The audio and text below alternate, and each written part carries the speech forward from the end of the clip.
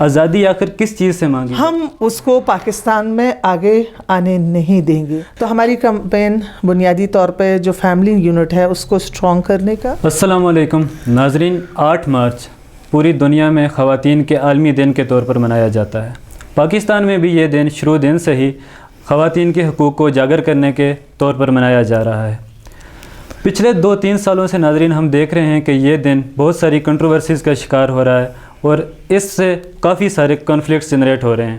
اس پر بات کرنے کے لیے آج ہمارے ساتھ موجود ہیں معروف خاتون سیاسی رہنما اور سابق ممبر قومی اسمبلی عائشہ سید صاحبہ. السلام علیکم میم, آپ نے ہمیں ٹائم دیا, بہت شکریہ آپ کا.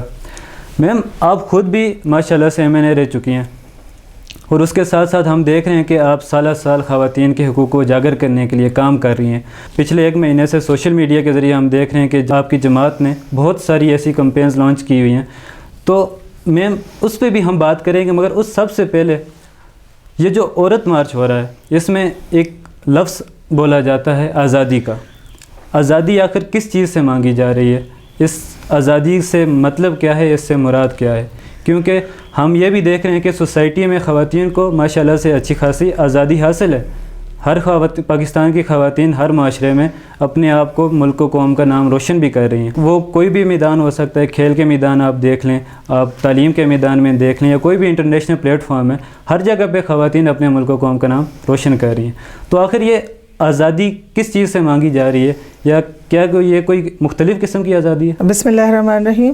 بہت شکریہ TCN. سب سے پہلے عبید صاحب آپ کے جو سوالات ہیں خواتین مارچ کے حوالے سے, آپ اس مارچ کی ذکر کر رہے ہیں جو پاکستان کا 0.5% بھی نہیں ہے, اور جنہوں نے نعرے لگائے, جن کا آپ نے ذکر کیا, تو میرے خیال میں وہ تو چند لوگ تھے جو حقیقتاً پاکستان کو ریپریزنٹ نہیں کر رہے. وہ تو پاکستان کا وہ حصہ ہے, شاید جو ان کے ساتھ شریک ہونے والے لوگ تھے وہ بھی ان کی دل کی آواز دیکھیں, ان کی دل کی آواز سنیں تو وہ نہیں تھی جو انہوں نے لگائی تھی. لیکن کچھ ایجنڈے جو انہوں نے اپنے لیے کہیں اور سے لا کے پاکستان میں اس کو وہ امپوز کر رہے تھے.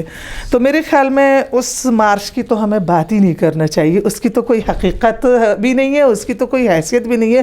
گو کہ انہوں نے واویلا بہت مچایا, بالکل ایسے, لیکن جو حقیقت ہے اس کی بڑی تعداد جو ہے وہ پچھلے سال بھی 8 مارچ کو آپ کو نظر آئی, اور اس وقت بھی انشاءاللہ آپ دیکھ لیں گے. دوسری بات جو آپ نے ہماری کمپین کے حوالے سے کی اور مسائل کے حوالے سے کی اور عورت کے حقوق اور آزادی کے حوالے سے کی, تو ویسا میں یہ ضرور کہوں گی کہ پاکستانی خواتین کے جو مسائل ہیں حقیقتاً ہمیں حکومتوں کو بھی اور سوسائٹیوں کو بھی اور اپنے خاندانوں کو بھی سر جوڑ کے بیٹھنا ہوگا اور اس کے لیے سوچنا ہوگا. جو حقیقی مسائل ہیں اس کے حل کے لیے ہمیں اٹھنا بھی ہوگا اور ہمیں غور بھی کرنا ہوگا. پاکستان کی نصف آبادی ہے, ان کی اپنی ہر عورت جو ہے اس کی اپنی ایک حیثیت ہے. جس طرح ایک مرد کی حیثیت ہے اس طرح عورت کی بھی حیثیت ہے. جس طرح سے عورت کا استحصال ہو رہا ہے حکومتی سطح پہ, ادارہ جاتی سطح پہ اور خاندانی سطح پہ. میم جیسے آپ نے بات کی جماعت اسلامی کافی کچھ کر رہی ہے, کام کر رہی ہے, لیکن میم آپ بھی حقوق کی بات کر رہے ہیں اور فیمنسٹ جو عورت مارچ والے ہیں وہ بھی حقوق کی بات کر رہے ہیں.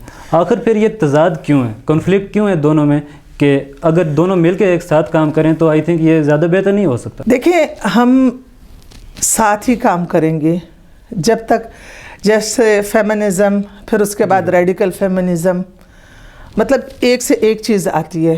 ہم مسلمان ہیں, ہم سب نے, یہ ملک جو ہے یہ اسلامی ریاست ہے, ہم سب نے مل کے یہ خود یہ عہد کیا ہے, ہم نے یہ تسلیم کیا ہے کہ اللہ ہمارا رب ہے اور محمد الرسول اللہ صلی اللہ علیہ وسلم ہمارے رہبر و رہنما, ہمارے آخری نبی ہیں.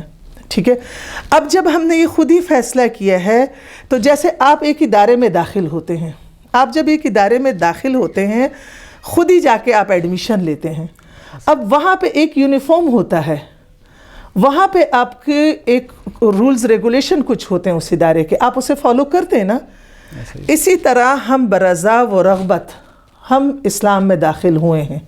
ٹھیک ہے, اب اسلام کے کچھ قوانین ہیں, اللہ نے ہمیں پورا زندگی کا ہمیں نظام دیا ہے, ہمیں قانون دیا ہے. تو ہم اس کو فالو کریں گے. اور پاکستان ہم نے لا الہ الا اللہ کی بنیاد پہ حاصل کیا تھا, تو اس دائرے سے جو بھی چیزیں نکلیں گی ہم اس کو ریجیکٹ کریں گے, ہم اس کو پاکستان میں آگے آنے نہیں دیں گے. آپ نے بڑے اچھے طریقے سے عورت کا ایک مقام پیش کیا. میم آپ کے پہلے جواب سے میں ایک سوال پوچھنا چاہوں گا آپ سے. آپ نے بولا کہ جماعت اسلامی کافی کچھ کر رہی ہے خواتین کے لیے, لیکن میم جو خواتین انٹیریئر سندھ سے ہیں, انڈر پریولیجڈ ہیں, پیچھے دیہاتی علاقوں سے ہیں, انہیں تو نہ عورت مارچ سے کوئی غرض ہے, انہیں تو عورت مارچ کا مطلب بھی نہیں پتہ. تو جماعت اسلامی ان خواتین کے لیے ایسے کون سے اقدامات اٹھا رہی ہے کہ ان کو جو ہے تعلیم دی جائے, ان کے حقوق دیے جائیں انہیں؟ عبید صاحب بڑا اچھا سوال آپ نے کیا. یہی ہم کہتے ہیں کہ جو عورت کے حقوق کی بات ہو رہی ہے, آپ انٹیریئر سندھ جائیں, بالکل, آپ تھر کی عورتوں میں جائیں, آپ انٹیریئر پنجاب جائیں, آپ بلوچستان کی عورت کو دیکھیں, آپ جا کے خیبر کی عورت کو دیکھیں, سندھ کی عورت جس غربت کی چکی میں پس رہی ہے, پنجاب کی عورت, اور اس طرح بلوچستان. تو الحمدللہ ہم انٹیریئر سندھ میں بھی موجود ہیں, ہم انٹیریئر پنجاب میں بھی موجود ہیں. ہمارا ایک بہت بڑا نیٹ ورک ہے, اور ہم نے ان کے لیے مختلف ان کے جو ہنر ہیں گھر بیٹھ کے ان کو پروموٹ کرنے کا اور ان کو روزگار دینے کے لیے ایک بہت بڑا نیٹ ورک ہے, اور اس پہ ہم کام کر رہے ہیں. ان کے مسائل کو سمجھ رہے ہیں, ان کے لیے تعلیمی ادارے کھولے ہوئے ہیں. ان کو وہ بچیاں جو تعلیم سے بھی محروم ہیں, وہ بچیاں جو کسی ہنر سے بھی محروم ہیں, جو اپنے معاشرے میں ان کی کوئی حیثیت بھی نہیں ہے, جماعت اسلامی حلقہ خواتین ان پہ فوکس کر کے الحمدللہ بہترین طریقے سے کام کر رہی ہے. اور آپ یقین کریں کہ جب میں یہ بات دیکھتی ہوں کہ سوات کی دہشت گردی کا, لیکن یہ ایک حقیقت ہے کہ میں نے جتنا کام کیا, شوہر میرے بہت سپورٹر, میرے باپ نے مجھے بہت پروموٹ کیا, میرے بھائیوں کا تحفظ اللہ کی طرف سے جو مجھے دیا, لیکن اس کے علاوہ سوات کا ہر مرد جو ہے وہ میری عزت کرتا ہے اور میری سپورٹ کرتا ہے. میم جیسے ایک عورت مارچ میں کچھ سلوگنز تھے, اس کو بہت زیادہ ایگزیجریٹ کیا گیا, بہت زیادہ آگے لایا گیا اسے. اسی طرح اسلام میں ایک کانسیپٹ ہے 4 دیواری والا, اس کانسیپٹ کو بھی کچھ ایسے لوگ ہیں جو بہت زیادہ ایگزیجریٹ کر رہے ہیں, اس کانسیپٹ کو غلط طریقے سے استعمال کرنے کی کوشش کر رہے ہیں. آپ کے اس بارے میں کیا خیال ہے؟ دیکھیں, اسلام نے جو 4 دیواری, تمام جو عورتیں ہیں جو سن رہی ہیں, تو یہ ایک حقیقت ہے. میں خود جب فیلڈ میں تھک جاتی ہوں, جب میں دعوت کا کام کرتی ہوں, خواتین کے حقوق کو, خواتین کو اویئر کرنے کے پروگرامات ہوتے ہیں, مختلف جو پلیٹ فارم ہوتے ہیں, اور اس میں ہم کام کرتے ہیں, اور پھر پارلیمنٹ میں بھی رہ کے جب میں تھک جاتی تھی نا, مجھے اپنا گھر یاد آتا تھا کہ میں اپنے گھر جاؤں. جبکہ وہاں مرد حضرات کو دیکھتے ہیں کہ وہ وہیں پہ کرسی پہ جا کے لیٹ کے سو جاتے ہیں. فزیکلی اللہ تعالیٰ نے فرق بنایا ہے عورت اور مرد میں. فزیکلی مرد سٹرونگ بنایا گیا ہے, اس کو جو کام دیا گیا, اس کی جو ذمہ داری, جیسے اسلام نے ذمہ داریوں کو تقسیم کیا ہے, یہاں پہ ذمہ داریوں پہ لڑا جا رہا ہے. اسلام نے تقسیم کیا ہے. اب اس تقسیم میں عورت کا اپنا رول ہے, مرد کا اپنا رول ہے. مرد کا رول جو ہے وہ گھر سے باہر جتنے بھی کام ہیں وہ مرد پہ ڈال دیے گئے. اس دیوار کے اندر جتنے بھی کام ہیں وہ عورت پہ ڈال دیے گئے. اب اس کا مطلب یہ ہرگز نہیں ہے کہ اس 4 دیواروں میں وہ قید ہوگی, وہ تعلیم کے لیے نکلے گی. وہ اگر اس کے پاس کوئی ایجوکیشن ہے اور وہ جاب کرنا چاہتی ہے, وہ اس 4 دیواری کی ذمہ داریوں کو پورا کرتے ہوئے, اور وہ بھی کوارڈینیشن سے ہوتے ہیں. وہاں پہ بھی ہمارے پاس محمد رسول اللہ صلی اللہ علیہ وسلم کا اسوہ موجود ہے کہ کس طرح سے مرد کا رول ہوگا, وہ بچوں کی تربیت میں, وہ گھر کے کام کاج میں. وہاں پہ بھی مرد کو پہ بھی ذمہ داری زیادہ ڈال دی گئی ہے کہ وہ گھر میں بھی عورت کا ہاتھ بٹائے گا. تو میرے خیال میں یہاں پہ جو ہے وہ سمجھ کی غلطی ہے.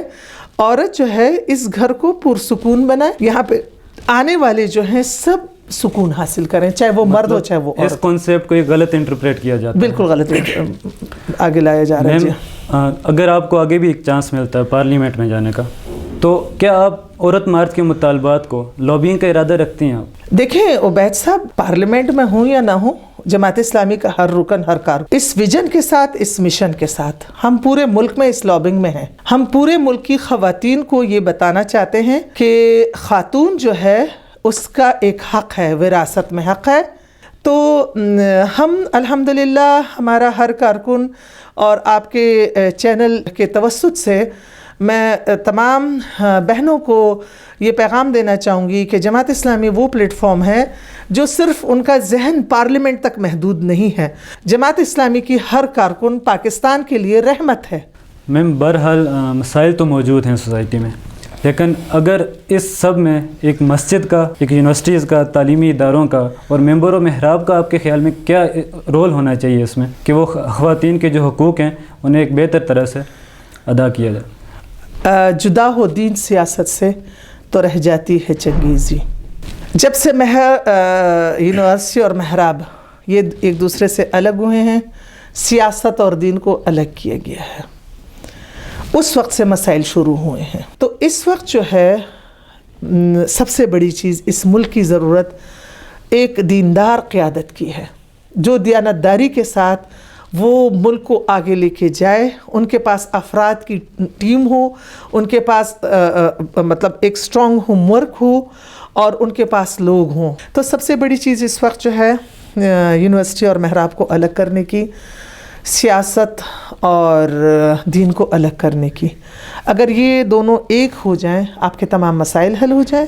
مذہب الگ نہیں ہے، مذہب قرآن سے پوری دنیا کی علوم، ام الکتاب کہا گیا ہے.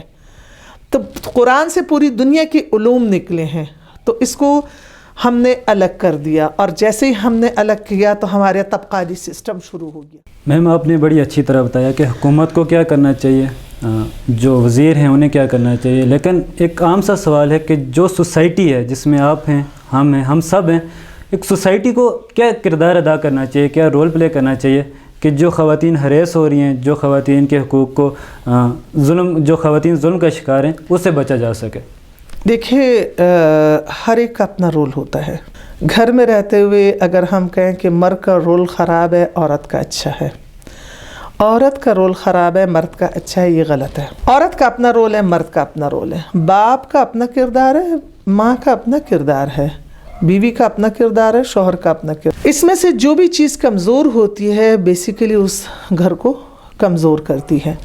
اب اسی طرح حکومت کا اپنا کردار ہے، معاشرے کا اپنا کردار ہے، فرد کا اپنا کردار ہے. جب آپ ایک فرد کو مضبوط کریں گے، جس طرح ہم نے یہ مہم چلائی ہوئی 1 مہینے کی کہ مضبوط خاندان ہو تاکہ عورت مضبوط ہو. بالکل. A strong woman make a strong family. A strong family make a strong society. A strong society make a strong nation. تو جب تک آپ ایک معاشرے کو مضبوط نہیں کریں گے اس وقت آپ کی عورت مضبوط نہیں ہو سکتی، آپ کے افراد مضبوط نہیں ہو سکتے جب تک آپ ان اداروں کو مضبوط نہ کر لیں. میم ایک آخری سوال آپ سے، جس طرح میں نے پہلے بھی ذکر کیا کہ آپ کی کمپین پچھلے 1 مہینے سے لانچ ہوئی ہے اور اس کے آگے کافی بھی پروگرامز بھی ابھی آ رہے ہیں، تو آخر اس کمپین کے اغراض و مقاصد کیا ہیں؟ آپ تھوڑا روشنی ڈالیں آپ کے جو اگلے پروگرامز ہیں ان پہ، اور جو آپ نے پیچھے 1 مہینے سے جو کمپین آپ نے لانچ کی ہوئی ہے اس پہ بھی تھوڑی روشنی ڈالیے. پہلے میں اغراض و مقاصد پہ روشنی ڈال لوں گی کہ اغراض و مقاصد یہ ہیں کہ عورت کو تحفظ دیا جائے، اور عورت کو تحفظ تبھی دیا جا سکتا ہے کہ جب خاندان، گھر مضبوط ہو. اگر عورت کے سر پہ اور عورت کے ارد گرد ایک تحفظ کی باؤنڈری ہو تو وہ بہتر طریقے سے قوم کے لیے ڈیلیور کر سکتی ہے، بہت سارا کام وہ کر سکتی ہے. تو ہماری کمپین بنیادی طور پہ جو فیملی یونٹ ہے اس کو اسٹرانگ کرنے کا، اور افراد کو اس ملک کا ایک بھرپور فرد، یعنی ہمارے جو ہیومن ریسورسز ہیں اس کو بھرپور طریقے سے اس ملک کے لیے استعمال کرنے کا. اور ہماری عورت جو ہے اس کے حقوق اور اس کی ذمہ داری، 2 چیزیں ہوتی ہیں، حقوق و ذمہ داری.